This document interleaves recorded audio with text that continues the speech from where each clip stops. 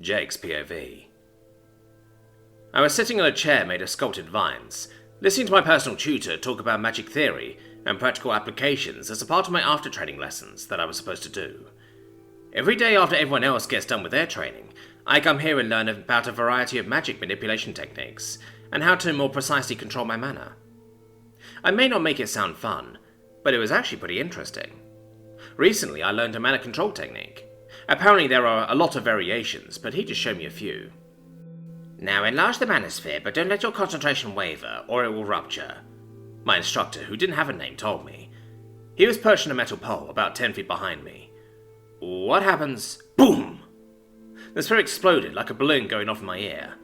In hindsight, I should have known better, I yelled. I rubbed my ringing ears.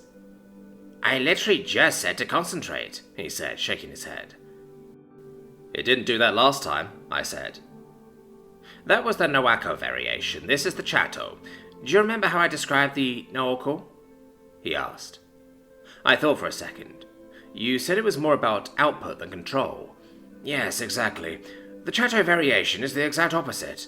So failing here is more likely, and a little less dangerous because you aren't using as much mana.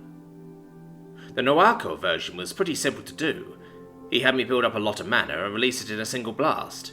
He said it was to improve how quickly I could utilize my mana, and to improve how fast I could store it up.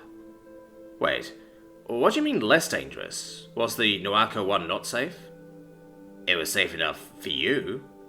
Well, now he tells me, I thought to myself. What do you mean safe enough for me?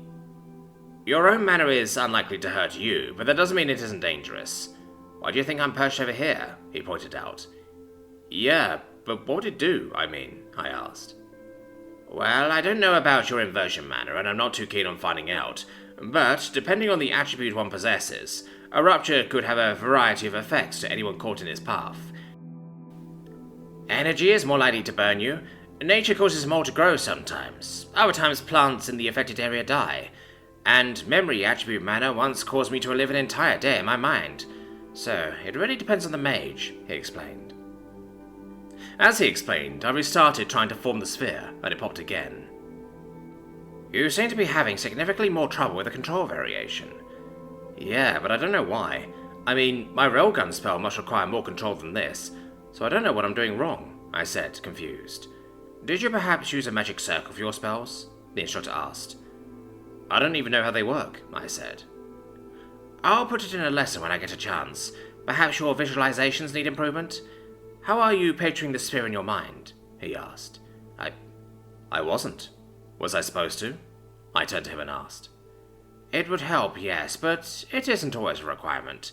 Actually, many high-ranked mages pride themselves on not needing to rely on visualizations when doing this training. How can you tell the difference? I asked. Using visualizations makes the sphere smooth, but using only your own manual control causes lines to appear, he said. I looked at the sphere I was forming. There were countless lines moving in every direction, like a ball of yarn, but translucent. Can I try with a visualization then? I asked. You can, but I would prefer you to not have to rely on them. In combat, you won't always have time for such things, so you should get used to training the harder way if you can. It will help you in the long term. So, I shouldn't use them? I wondered. You can, but sparingly. Build up your abilities without them. How am I supposed to use a visualization sparingly? I asked, confused. The way I do it is by only imagining the outline of the sphere, not the finished product, he explained.